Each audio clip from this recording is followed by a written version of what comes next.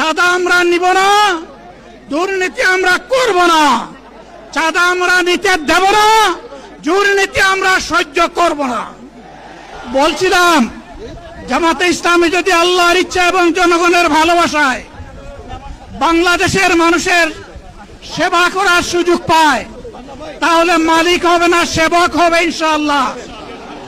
আজ আমি ঘোষণা দিচ্ছি, লক্ষ জনতাকে সাথে নিয়ে বাংলাদেশ জামাতে ইসলামী থেকে যারা আগামীতে সংসদ সদস্য হিসাবে নির্বাচিত হবেন, যদি আল্লাহর ইচ্ছায় জনগণের ভালোবাসায় বাংলাদেশ জামাতে ইসলামী থেকে সংসদ সদস্যরা নির্বাচিত হয়ে সরকার গঠন করেন, তাহলে কোন এমপি, কোন মন্ত্রী আগামীতে সরকার কিন্তু প্লট গ্রহণ করবে না।